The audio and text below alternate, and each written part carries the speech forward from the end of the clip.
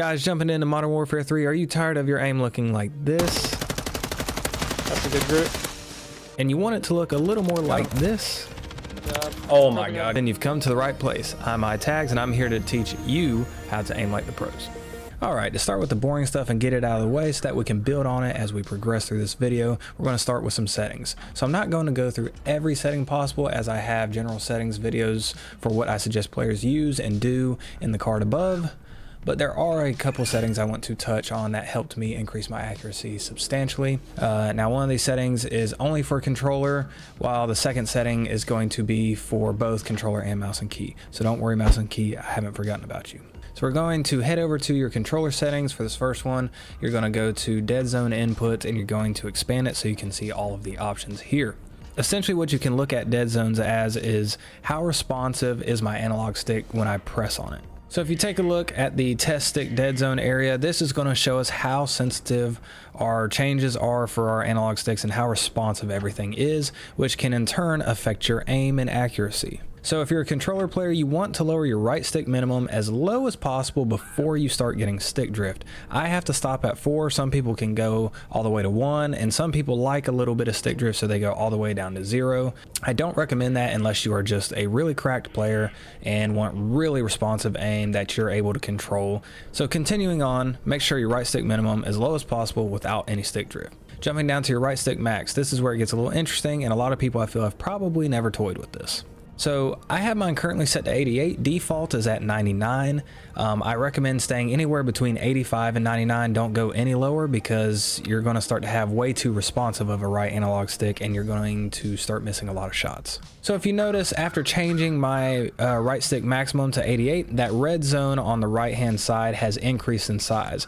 What this means is I have to move my right analog stick less to reach a maximum input now. So when it was at 99, I would have to move my right analog stick all the way to the top for it to even register that I'm maxing out my analog stick movement.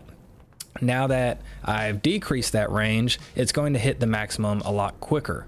So if I want a little more responsive aim of, hey, when I press down, I want it to pick up a lot faster. So as soon as I press down, it's hitting that maximum threshold faster now. It's only by a couple milliseconds, but it does affect your aim.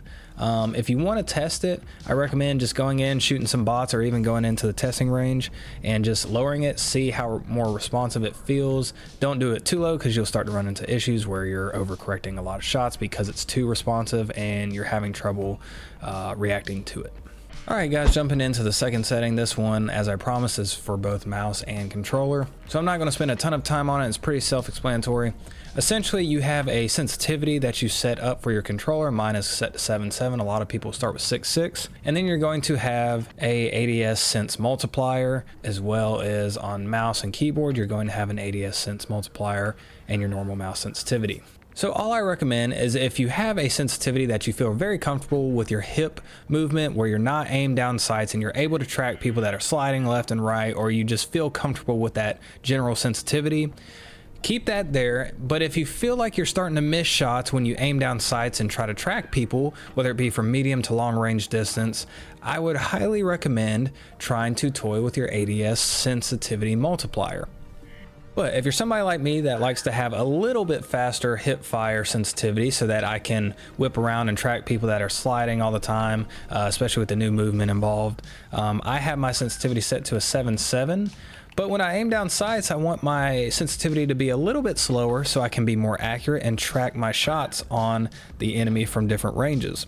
So I dropped my sensitivity multiplier down to 0.75. So essentially that means when I aim down sights now, my sensitivity goes to 7 times 0.75. So my sensitivity will come out to be 5.25.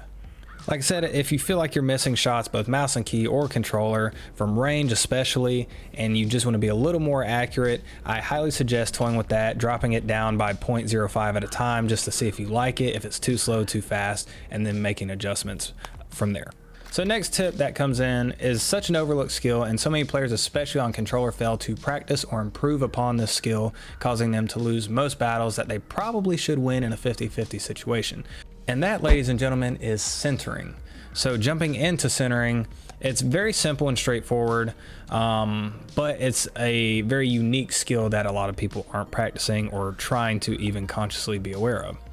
So whether you're on controller or mouse and key, all centering is trying to keep your crosshair at chest or head height so that when you get into an engagement, you are aimed at their chest or head and hopefully hitting your shots and getting the damage multiplier for that chest and head to kill them faster than they kill you. What a lot of players do at different skill levels is they will walk around the map with their aim kind of low, and then they try to adjust. They walk around, they slide, and they're like, oh, there's a guy there, let me try and readjust to it. Every action you take to readjust your aim is a millisecond off that battle that the other person's gaining on you. So when you're running around the map, you need to be focused on trying to keep your crosshair at chest or head height at all times. And to take it a step further, depending on how serious of a player you are, you need to be approaching every angle thinking about what's the next angle that somebody can peek me from or chow me from. So you need to be thinking, okay, this angle's clear, nobody's there. What's the next angle somebody could potentially, or most likely based off the information I have, challenge me? So yes, there's a spot there, there's a spot there, there, and there. But just say I have information that they've rotated out from the back of this, so we know they're going to be around here or here. Well, if I come around the corner with my aim down like that, or if I even slide around the corner and then I try to readjust, it's going to take a second. They're going to get a couple shots on me. So you need to be rounding this corner with the information. Boom, snap right to it, or even pre-aim it at chest height. And you're clearing angles almost, so you're looking 1, 2, 3. But you do this in a lot faster manner. The better you get, the more map awareness, map knowledge you have. You know, 2 weeks of trying to consciously practice this, even if it's for 5 minutes before you start playing, hop into a custom game, put on some bots, and just walk around the map. Work on keeping it chest or head height, you know? Do that. Keep your aim warm, that kind of thing. Chest or head height, keep walking around. Doesn't matter if you get the headshot, doesn't matter if you die, it doesn't matter how many bullets it takes, just work on that centering first. Jumping into our next tip to help you guys start shooting straight as the pros here. This one I call resetting your aim snapping. I've had a couple different videos on it from past Call of Duties, but I'm going to show it here again as a lot of people on controller that are trying to improve may not realize this is a thing, and I found it tends to help them as they consciously practice it, start hitting longer range shots and flicking from target to target when they get surprised. Resetting your aim or flicking from target to target and on controller is a little different than mouse and key. Usually mouse and key, you have your whole arm, your wrist, whatever, and you can swipe your mouse and boom, you're from target to target once you've gotten comfortable with that sensitivity. Obviously it's not as easy as that, but that's kind of the gist, right? Whereas on controller, it's a little more difficult because if your sensitivity is relatively slower because you're missing shots or you just want to be more accurate with your aim, ADSing, you're going to be tracking your target and trying to flick to them is only going to be as fast as your ADS sensitivity, which in a game like this where you can slide back and forth, juke people, camera people, that's going to be inefficient and pretty slow. And it probably has gotten you guys killed a few times. To do this, to reset our aim, to flick from target to target on controller, it's very important that you practice this. So if you've got target 1 right here peeking us, they're just going to be looking right here, and then target 2 we'll just say is at that corner. We've got 2 different angles to worry about. Target 1's going to show up first, so we aim at them, we start shooting, and then we either kill them or they run and we need to switch targets to target number 2. We're going to be looking at target 1. We're going to un-ADS, flick our right analog stick. Depending on sensitivity, you may have to, hold it or flick it, but most times you'll just have to flick it a little bit.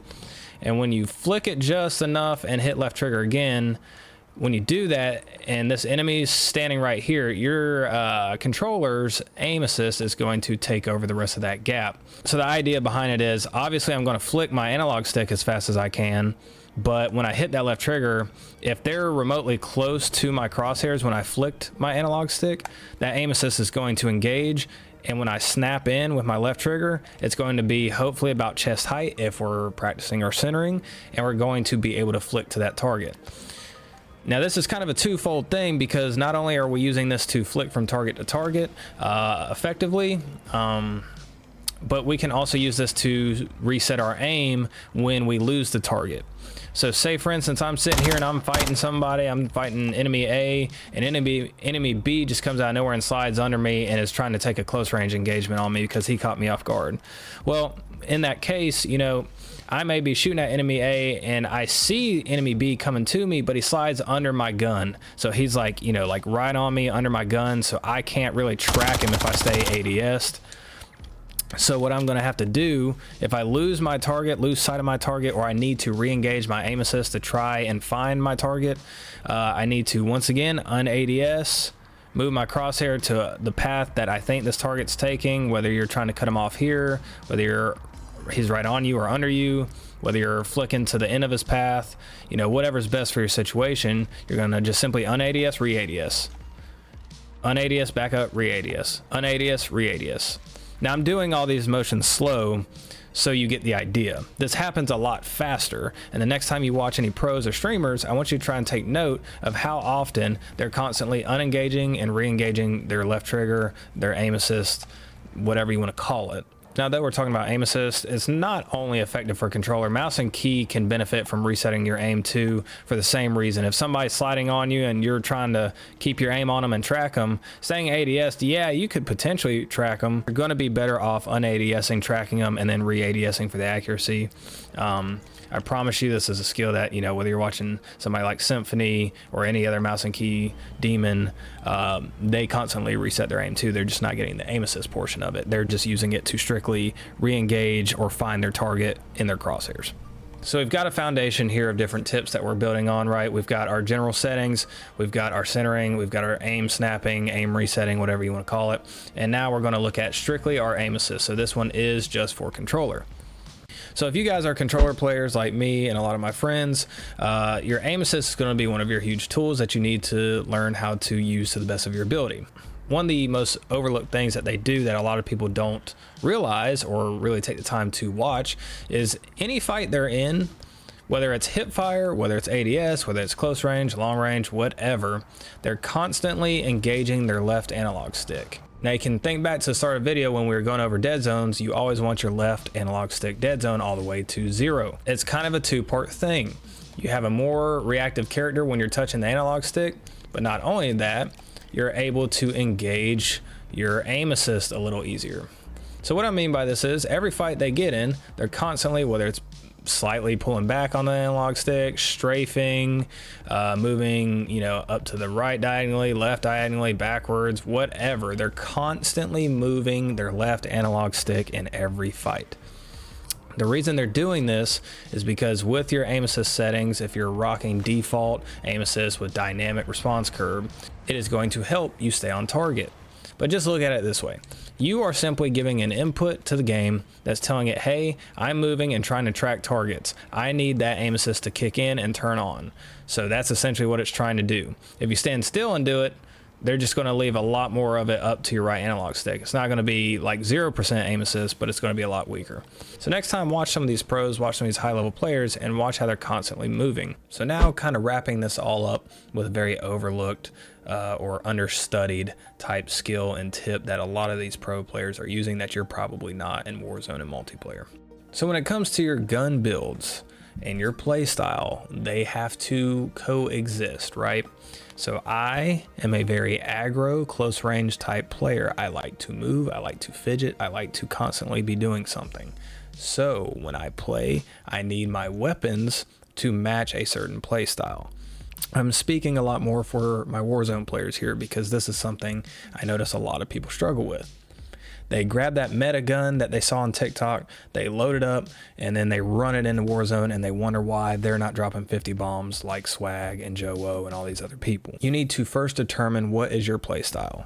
In Warzone, you're likely going to have two play styles. You're going to have one that has some range where you may be sniping, you may be using an AR for distance, and then your second play style is going to probably have to include some kind of close range weapon so that you're comfortable taking on those engagements when people push your building or you have to push a building, rotate into sight, that kind of thing. So keeping this idea in mind, let's just look at a Typical example of how I build my classes out. Remember, I'm a very aggro player. I like to take close quarter battles, but in Warzone, I'm going to have to also face a lot of long range battles as well. So if I want to have a Warzone class that includes something for close range and long range, I'm going to typically have an SMG and an AR. It may differ depending on the meta and what you're comfortable with or what I'm comfortable with. So my SMG is going to be my close range, obviously. It's going to have a lot of sprint speed, a lot of movement speed, but most importantly is you want to make sure you're comfortable with it and taking close range engagements and hitting your shots and having a decent time to kill. Don't build something out that's just like 100% movement, but you can't hit the broadside of a barn, or it's super weak. The Rival 9, I think, is going to be a good example of fast movement with a decent time to kill in Warzone. It has the ability to have a 50 round mag. Something else you need to keep in mind, are you playing solos, duos, trios, quads? If you're playing ranked, you likely are going to need an extended mag for a lot of these guns so that you can get the kill, get the down, whatever it is, throwing knife them or finish them with those extra bullets. All of these things are something we're keeping in mind as we're building a class. What do we need this class for specifically? So my SMG, again, fast ADS time, hip fire accuracy, fast movement with decent damage so that when I get into those close quarters fights, I can melt them. But when we look at building our AR, we don't have to worry about as much movement speed and ADS speed necessarily. We don't want it to be so slow that by the time we aim down at a target, they're already hitting us. But realistically, you know, we're not going to be taking close range fights if we can help it with our AR. We're going to be taking that with this bad boy so that we can track it and, you know, get the fast shots on them. But, you know, the longer range fights, you know, I'm not going to be able to hit that. The damage drop off, the bullet velocity is going to matter. So you want to have old trusty here. And as you can see, the visual recoil is very manageable, especially with these Modern Warfare 3 guns. And the scope is just clean.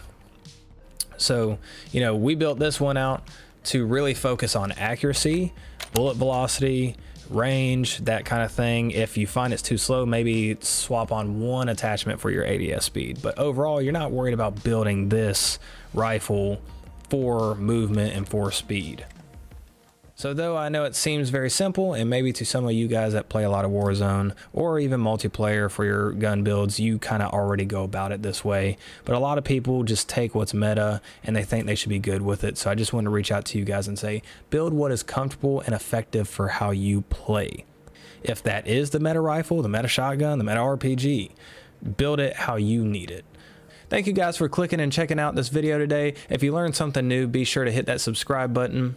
Make sure the bell's on so you never miss any of my new uploads. We do live stream 2 to 3 times a week on the channel. Stream start times are around 9:30 Eastern. And guys, if you don't already follow me, go ahead and check out in the description. I've got all my social media accounts linked. Go ahead and show some love and let's talk Call of Duty. Lastly, if you have any questions or I didn't explain something and you need a little bit of extra help, feel free to drop a comment and I'll be more than happy to reply and help you out. But with that, ladies and gentlemen, we'll see you in the next video.